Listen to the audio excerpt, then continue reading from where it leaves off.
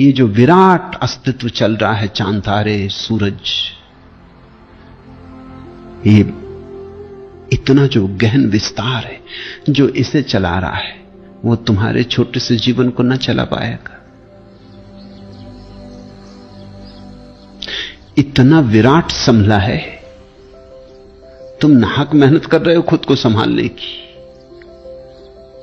जिसके सहारे सब संभला है, उसके सहारे तुम भी संभले हुए हो। लेकिन तुम बीच बीच में सोच के अपने लिए बड़ी चिंता पैदा कर रहे हो कि क्या होगा, क्या नहीं होगा, मैं मर जाऊंगा तो क्या होगा,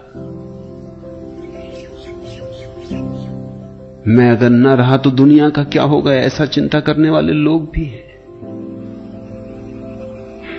तुम्हारे बिना कोई कमी ना पड़ेगी। तुम नहीं थे तब भी दुनिया थी, तुम नहीं रहोगे तब भी दुनिया होगी। सब ऐसे ही चलता रहेगा। तुम्हारे होने से रत्ती भर भेद नहीं पड़ता, तुम्हारे न होने से भेद नहीं पड़ता। तुम तो एक तरंग मात्र हो। सागर पे एक तरंग को यह ख्याल आ जाए कि अगर मैं न रही तो सागर का क्या होगा, तो तरंग पागल हो जाएगी। तरंग के न रहने से सागर का क्या होता है? सारी तरंगें भी शांत हो जाएं तो भी सागर होगा। और तरंग है भी नहीं, सागर ही है। सागर ही तरंगाए थे। सब लहरें सागर की हैं। तुमने एक बात ख्याल की, सागर तो बिना लहरों का हो सकता है, लेकिन लहरें बिना सागर की नहीं हो सकती। ये अस्तित्व तो मेरे बिना था, मेरे बिना होगा, लेकिन मैं इस अस्तित्व के बिना नहीं हो सकता, एक क्षण नहीं हो सकता। तो निश्चित ही मेरा होना अलग थलग नहीं है। मैं इस विराट के साथ एक हूं, इसी की एक तरंग हूं। ऐसा जान लेता जो उसमें अचुनाव पैदा हो जाता, वो अकर्ता हो जाता है।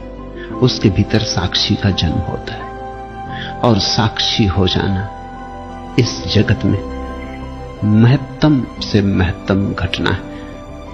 चैतन्य का ऊंचा से ऊंचा शिखर है। जब तक वैसा शिखर न मिले तुम दुख में रहोगे। जब तक वैसा कमल तुम्हारे सहस्त्रार में न खिले तब तक तुम दुखी रहोगे। दुख यही है कि जो हम हो सकते हैं हम नहीं हो पा रहे, और नहीं हो पा रहे हम अपने ही उपद्रव के कारण। चिंता में शक्ति जा रही, फूल खिले कैसे? विषाद में प्राण अटके, फूल खिले कैसे? रोने में तो सारी योजना डूबी जा रही, मुस्कुराहट आए कैसे? सारा जीवन तो आंसुओं से बहा जा रहा। फूल ढले तो ढले कैसे? तुम अगर चुनाव छोड़ दो, तुम सिर्फ साक्षी हो जाओ, देखते रहो, और जो प्रभु कराए करते रहो। करता ना बनो। ऐसा ना कहो कि मैंने किया, उसने करवाया। बुरा तो बुरा, भला तो भला। न पीछे के लिए पछताओ, न आगे के लिए योजना बनाओ। इसको अष्टावक्र ने कहा है आलसी शिरोमणि। वो जो आलस में परम शिखर पर पहुंच गया। इसका यह अर्थ नहीं कि उसके कर्म शून्य हो जाते, सिर्फ कर्ता शून्य हो जाता। कर्म की विराट लीला तो चलती ही रहती। नाच चलता रहता, नाचने वाला खो जाता है। गीत चलता रहता, गायक खो जाता है। यात्रा चलती रहती, यात्री खो जाता है।